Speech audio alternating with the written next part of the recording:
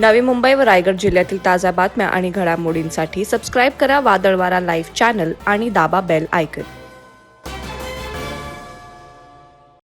उरण तालुक्यात देव माणूस म्हणून प्रचलित असलेला सतीश गावंडने उरणकरांचे पैसे दामदुप्पट करून देण्याच्या बहाण्यानं अक्षरशः लुटलं असल्याची बाब समोर आली आहे. आरोपी सतीश गावंडला अटक झाली. त्यानंतर तो जामिनावर बाहेर येऊन सुद्धा लोकांचे पैसे त्याने परत दिले नाहीत. सतत तारखा देऊन कारणे सांगून तो टाळाटाळ करत आहे. त्यामुळे कित्येक कुटुंब उद्ध्वस्त झालेत. अनेकांचे संसार मोडले असून उरणकर ठेवीदार कर्जाच्या खोल गर्तेत सापडलेत. भविष्यात या गोष्टी विकोपाला जाऊन वैफल्यग्रस्त ठेवीदार आत्महत्या करतील अशी परिस्थिती देखील निर्माण होण्याची भीती व्यक्त होत आहे. याबाबत कायदेशीर आणि शांततेच्या मार्गानं उरणकरांचा हा प्रश्न शासनाला सांगणं गरजेचं असल्याने युवा सेनेचे उरण तालुका सचिव रुपेश पाटील यांनी आवाज उठवला आहे. मुख्यमंत्री आणि प्रशासनाच्या सहाय्याने ठेवीदारांना न्याय देण्यासाठी युवा सेनेमार्फत संघटित जनसंघर्ष समितीची स्थापना करण्यात आली आहे. या संदर्भात रविवार दिनांक 27 ऑगस्ट रोजी सकाळी 11:30 वाजता उरण पिरकोन येथे बैठकीचं आयोजन करण्यात आलंय. फसवणूक झालेल्या ठेवीदार नागरिकांना या बैठकीला उपस्थित राहण्याचं आवाहन रुपेश पाटील यांनी केलं आहे.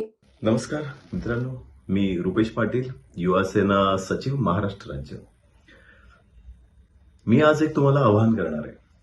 आवाहन हे उरण पिरकोण येथील झालेल्या फसवणुकीबाबत आहे. मीही त्याच विभागात राहणारा.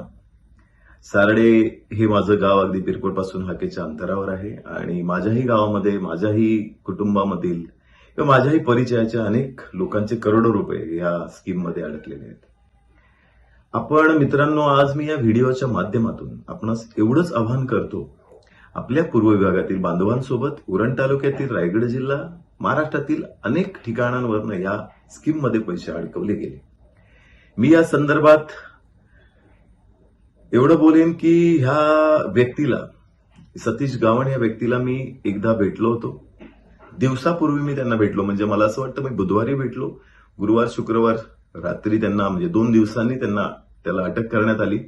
मित्रांनो, मला जी मिळालेली माहिती त्यावेळेला होती की इतके पैसे, इतकी लोक ह्याच्यात अडकलेली आहेत आणि ती जी मला भीती काही क्षणात वाटली की हे जर सगळं फसवं आणि खोटं निघालं तर सगळ्यांचीच फसवणूक होईल, मोठ्या फसवणुकीला आपल्याला सामोरं जाईल. आणि हेच झालं. काही दिवसांनी, म्हणजे 2 दिवसांनी त्यांना जेव्हा अटक झाली, त्यानंतर आज तक आतापर्यंत आपले पैसे मिळालेले आहेत. कोणी आपले दागिने गहाण ठेवून व्याजाने पैसे घेऊन त्याच्यात टाकले. मी टाकले, माझ्या पत्नीला माहित नाही, पत्नीने टाकले, नवऱ्याला माहिती नाही. आज अशी परिस्थिती या पूर्व विभागात, या रायगड जिल्ह्यात, या उरण विभागात आहे की एक घर नाही की जिकडे ज्यांनी पैसे आपचे गेले नाही. मित्रांनो, आपला विभागच मुळात शेतकरी. तिथे कुठलंही ब्लॅक मनी किंवा कुठलंही इतर क्षेत्रातून पैसा येतोय म्हणून आपण हे इन्व्हेस्ट करतोय असं मुळीच नाही. हा जो पैसा आहे हा आपण कमवलेला, आपली दागिने गहाण ठेवून, आपल्या जमिनी विकून, इथून तिथून आलेला पैसा, आपण सेव्ह केलेला पैसा, कोणी लग्नासाठी, कोणी घरासाठी सेव्ह केलेला पैसा इतरांचं बघून आणि आमिषाला बळी जाऊन आपण तो त्याच्यात गुंतवलेला आहे. चूक झालेली आहे. प्रशासन त्यांचं काम करतंय, न्यायालय त्यांचं काम करतंय, पण न्यायालयाकडे फक्त 20 करोड 22 करोड जी काही आकडा आहे तेवढीच माहिती, म्हणजे तेवढीच फसवणूक असा एक ऑफिशियल आकडा आहे. पोलिसांकडे तेच आहे, आर्थिक गुन्हे शाखेकडे. पण ज्या वेळेला या विषयावर आपण बसतो, ज्या वेळेला लोकांकडून बघतो, तर 10 लोक भेटली तर तिथेच 10 करोड 20 करोड असे पैसे होतात. म्हणजे हा हिशोब लावला तर 500 700 किंबहुना याच्यापेक्षाही 1000 करोड रुपयांचा हा घोटाळा असू शकतो. मग अशा वेळेला याची व्याप्ती काय आहे, हे काय प्रकरण आहे, याच्यासाठी लोकांमध्ये काय जागरूकता केली आहे किंवा या प्रकरणामध्ये लोकांमध्ये या वृत्तपत्रांनी किंवा या बातमीच्या माध्यमातून काय माहिती झाली, ह्याचा थोडासा उलगडा केला तर हे सगळं ठीक आहे. त्यांना जामीन मिळाला कारण 23 की 22 कोटीची फक्त केस झाली आहे. 22 किंवा 23 किंवा 20 कोटीचाच प्रकार आहे का? हा जर आपण तपास केला किंवा ऐकलं किंवा ह्याचा थोडासा आढाकाढा काढला तर हा 1000 करोड 500 करोड या संदर्भात ह्याच्या मधला व्हॉल्यूम असताना, मग 22 करोडवर तपास असताना त्यांना ह्याच्यातून जामीन मिळणं आणि ह्याच्यात थोडीफार उदासीनता दिसणं स्वाभाविक आहे. पण ह्यासाठी हे जे सत्य आहे, जे आपण फसलोय हे समोर येण्यासाठी आपण जर समोर नाही गेलो किंवा समोर नाही आलो तर मित्रांनो, बांधवांनो, बहिणी भगिनींनो, आपल्या लोकांना कळणार कसं, या प्रशासनाला कळणार कसं?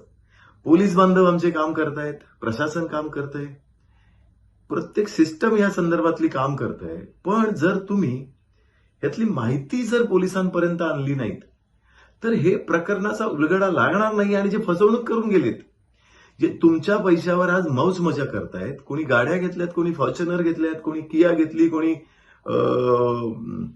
बंगले बांधले, तर या संदर्भातली माहिती जर तुम्ही, मी फसवणूक झालोय, मी पोलीस स्टेशनला जाणार, माझी माहिती देणार. तुमचा फसवणुकीचा जर प्रकार झालेला आहे, तुम्ही कोणाच्या आमिषाला बळी पडून कोणाचं ऐकून जर झालं असेल तर ही चुकी नाही. ज्या वेळेला 1-2 फसले जातात त्यावेळेला ती चूक असते, पण ज्या वेळेला अख्खा समाज फसला जातो त्यावेळेला ती षडयंत्र, ती योजना आखली गेलेली आहे. ह्याच्यात जो पैसा इन्व्हेस्ट केलाय तो पैसा मात्र प्रशासनासोबत किंवा त्यांच्या समोर, कोर्टासमोर आलेला नाही. आपण किती फसलो गेलोय, आपली किती, हा व्हॉल्यूम काय आहे, किती करोड्स आहेत, हे जोपर्यंत मी पुढे येणार नाही, माझी फसवणूक झाली, मी पुढे येणार नाही, तो सोमपर्यंत कळणार नाही, त्या लोकांना शासन मिळणार नाही. मी अनेक व्हिडिओ पाहिले, त्याच्यात संबंधित व्यक्ती म्हणतायत की मी आता पैसे देणार. तर अशा बाबतीमध्ये आपण मात्र वाट बघतोय. गणपती आले, दिवाळी आली, दसरा आला, दसरा नंतर किती वेळ वाट बघणार? घरात दागिने पेढीवरचे विकायला लागलेत काही, त्याच्या संदर्भात कोणी काही बोलत नाहीये. हप्ते जात आहेत, लोकांनी कर्ज काढलीत, घरात भांडणं चालू झालीत, उद्या फी कशी भरायची? माझ्याकडे 2-3 केसेस आल्या की इंजिनिअरिंगची 1,10,000 फी आहे. मी संबंधित ट्रस्टींना फोन केला की बाबांनो, इकडे काही मोठं आमच्याकडे नुकसान झालंय, लोकांचे पैसे गेलेत, घरात पैसे नाही आहेत, तुम्ही थोडं थांबा. काही जणांनी ऐकलं, काही जणांनी नाही ऐकलं. रीतीने महिलांनी सुद्धा बऱ्याच मोठ्या प्रमाणामध्ये आपले दागिने ठेवून हा असा पैसा आणलेला आहे. पण ह्याच्याबद्दल बोलतोय कोण? ही कोणाला काय पडली आहे? एखादा व्हिडिओ करून तुम्ही लोकांचे नावं घेता, इकडे तिकडे सांगता मला पैसे पाहिजेत, हा त्याला पैसे, लुटालूट चालली असताना लोक आणि आमचा जो सामान्य नागरिक आहे, ज्यांचे पैसे तिकडे अडकले, त्यांच्या बाबतीत कोणी बोलत नाहीये. म्हणून ही संदर्भातली सगळी माहिती मी सन्माननीय एकनाथ शिंदे साहेब, मुख्यमंत्री, यांचे चिरंजीव श्री खासदार डॉक्टर श्रीकांत शिंदे यांना मी सांगितली. या संदर्भात माझी चर्चा झाली. त्यांनी ही सखोल चर्चा ऐकली आणि त्यांनी म्हटलं की हे मोठं प्रकरण आहे. पण तुम्ही ह्या संदर्भामध्ये, त्यांनी प्रशासनालाही काही सूचना केल्या. मी नंतर काही प्रशासनाच्या अधिकाऱ्यांना भेटलो, मग ईओडब्ल्यूच्या अधिकाऱ्यांना भेटलो. त्यांचं एकच म्हणणं आहे की आम्हाला जोपर्यंत लोक, जी जनता आहे ती फसवणूक झाली हे समोर येऊन सांगत नाही, तोपर्यंत त्यांचे हात बांधले गेलेत. मी परत एकदा आणि 10 वेळाही सांगेन, मित्रांनो, मी मुख्यमंत्री साहेबांच्या सोबत काम करतोय, मी श्रीकांतजींच्या सोबत काम करतोय. मी तुमचं जे म्हणणं आहे, जे मी कुठल्याही राजकारण विरहित, मुख्यमंत्री हे सगळ्यांचे असतात, प्रशासन हे सगळ्यांचं असतं, फक्त आणि फक्त त्या विभागातला मी आहे आणि या संदर्भात मला माहिती आहे, म्हणून मी हे प्रकरण त्यांच्यापर्यंत लावून धरेन. पण मित्रांनो, तुम्हाला पुढे यायचंय, तुम्हाला सांगायचंय की हे प्रकरण काय आहे, मी कुठून पैसे आणले, कुठून पैसे, किती पैसे लावले, माझी फसवणूक काय झाली. काही बाबतीमध्ये मी बघितलं, लोकांशी बोललो की अरे मग आम्ही पैसे घेतले, आम्ही कुठून आणले, काय, काही संबंध नाही. आपण कुठून ब्लॅक पैसे नाही आणलेत. अहो, तुमचे कमाईचे पैसे, तुमच्या बँकेतले पैसे, तुम्ही जमीन विकलेतले पैसे, तुमचे दागिने ठेवलेले पैसे, तुमच्याकडे रिसिप्ट असतात, त्याबद्दल कोणी विचारणार नाहीये. तरी पण तुमचे काही कुठले चुकीचे पैसे आहेत का? तर मुळीच नाही. अहो, आपला समाज, शेतकरी समाज हा कुठून पैसे आणतो? हा सामान्य नागरिक कुठून पैसे आणतो? मी आर्थिक गुन्हे शाखेच्या अधिकाऱ्यांसोबत बोललो, ते कुठल्याही प्रकारचं त्यांचं कामच नाहीये. कुठून पैसे आणले हा त्यांचा व्यवहारच नाहीये, हा त्यांचा प्रश्नच नाहीये. त्याच्यामुळे ह्या तपासामध्ये आपण, माझी फसवणूक झाली आहे, माझी सतीश गावंड आणि ह्या एजंटच्या द्वारे माझी फसवणूक झालीये, हे आपल्याला शासनाला सांगायचंय. शासन या संदर्भामध्ये कठोर निर्णय घेईल, तुमच्यासाठी निर्णय घेईल, जेव्हा तुम्ही सांगाल की माझी फसवणूक इतकी झाली. आज 20 कोटी 22 कोटी संदर्भातच फसवणूक झाली, हे जर टेबलवर असेल आणि आपण सातत्याने म्हणतोय 500 करोड घेऊन पळतोय, हे करतोय, त्याला अर्थ नाहीये. आपल्याला समोर यावं लागेल. मी फसलोय 10 लाखाने तर मला सांगावं लागेल, तुमची जी काही माहिती आहे ती गोपनीय ठेवू. हे पोलीस करतील. पोलिसांकडनं तुम्हाला कोणतीही त्रास नाही हे आम्ही बघून घेऊ. मी तुमच्या सोबत आहे. आणि प्रशासनाला संबंधित जे काही ह्याच्यात गुन्हेगार आहे त्यांना पकडायचं आहे. आणि ह्याच्यासाठी पकडताना किंवा ते शासन करण्यासाठी तुम्हाला प्रशासनावर विश्वास ठेवावा लागेल. मी माहिती काढली या संदर्भामध्ये स्वतः प्रशासनातले मोठे अधिकारी, आयुक्ता लेवलच्या मोठे अधिकारी प्रत्येक छोट्या छोट्या गोष्टीवर नजर ठेवून आहेत. आताच काही निलंबन झालं अधिकाऱ्यांचं. जर काही चुकलं असेल त्यांचं निलंबन होतंय. त्याच्यामुळे ही सगळी जी काही आता जी काही घडी आलेली आहे ती पूर्णपणे स्पष्टपणे स्वच्छ आलेली आहे. कोणी चुकलं असेल तर निलंबित झालं असेल. पण मित्रांनो, आपल्याला समोर यायचं आहे. तुम्हाला कोणताही पोलिसांकडनं त्रास नाही. मी मध्ये ऐकलं की पोलीस येतात आम्हाला. मित्रांनो, एक मोर्चा काढणं, अनधिकृत मोर्चा काढणं हे समाजासाठी घातक असतं. त्यावेळेला कोणताही अनुचित प्रकार घडू नये म्हणून पोलीस प्रशासन त्यावेळेला पोलीस लावतं आणि हे त्यांचं कर्तव्य आहे. मी पहिली मीटिंग झाली. या मीटिंगच्या संदर्भात मी सगळी माहिती वरिष्ठ पोलीस निरीक्षक आहेत त्यांना दिली, वरिष्ठ आयुक्त लेवलच्या काही अधिकाऱ्यांना दिली. ते म्हणाले हे खूप चांगली गोष्ट आहे. तुम्ही जर अशा अनुषंगाने एकत्र येत असाल तर प्रशासन तुम्हाला मदत करेल. आणि म्हणून मी मित्रांनो या संदर्भामध्ये एक समिती स्थापन केलेली आहे. आणि ही समिती ह्या संदर्भात आपण सगळी माहिती घेऊन प्रशासनासोबत, जे काही व्यापारी पेढीवरचे लोक आहेत, ज्या काही बँका आहेत, जे काही सावकार आहेत, ज्यांनी कोणी काही कर्जानी ह्या संदर्भामध्ये मी स्वतः पुढाकार घेऊन कोणाला ह्या संदर्भामध्ये जर काही त्रास असेल, कोणी काय बोलत असेल, समजवण्याचं काम समितीच्या माध्यमातून मी करणार आहे. तुमची जी काही भूमिका असेल ही राजकारण विरहित मी मुख्यमंत्री साहेबांपर्यंत पोहोचवणार आहे. तिथले स्थानिक खासदार असतील, आमदार असतील, ह्यापर्यंत पोहोचवण्याचं काम ही सगळी मंडळी आपल्यासाठी काम करते. आणि ह्या संदर्भात पुढे येण्याचं काम तुम्हाला करावं लागेल. ही समिती जी आहे, संघर्ष समिती जी आहे, हे जन आंदोलन आहे. हे आपण उद्या रविवार सकाळी 11 वाजता ह्या सभेसाठी आपल्याला यायचं आहे. आपण आपली कुठलीही पोलीस येतील किंवा हे सही चुकीचं आहे, मी परत एकदा सांगतो, हे काही चुकीचं नाहीये. मी जर माझे 5 रुपये खिशातून पडले तर माझी खुर्ची, माझा टेबल बाजूला करतो, ते पैसे शोधतो, खाली पडलेले पैसे कपाळाला लावतो आणि खिशात ठेवतो. पैसे ही धनलक्ष्मी आहे. ही लक्ष्मी तुमची कुठेतरी चुकून कोणाकडे तरी गेलेली आहे, तुम्ही तिथे दिलेली आहात. पण हे जी काही फसवणूक, ही काही लक्ष्मी आपली दुसऱ्यांकडे गेली आहे, हे जोपर्यंत तुम्ही नीट सांगणार नाहीत, हे तुम्ही जोपर्यंत समोर येऊन बोलणार नाहीत, तोपर्यंत आम्हाला कळणार नाही, प्रशासनाला कळणार नाही. म्हणून परत एकदा बंधू भगिनी असतील, आपले काही जे समाजातले घटक असतील, तुम्ही समोर या.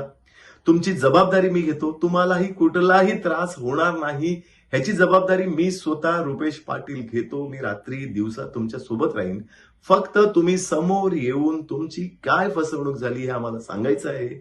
तुमचा पैसा कसा परतवला जाईल ह्या संदर्भामध्ये तातडीने ही समिती ही प्रशासनासोबत कार्य करेल, त्यांच्यासोबत सांगेल, मुख्यमंत्री साहेबांना सांगेल. या संदर्भात मोठे डिसिजन घेतले जातील. तुम्हाला कुठला त्रास आहे या संदर्भामध्ये माहिती मदत केली जाईल.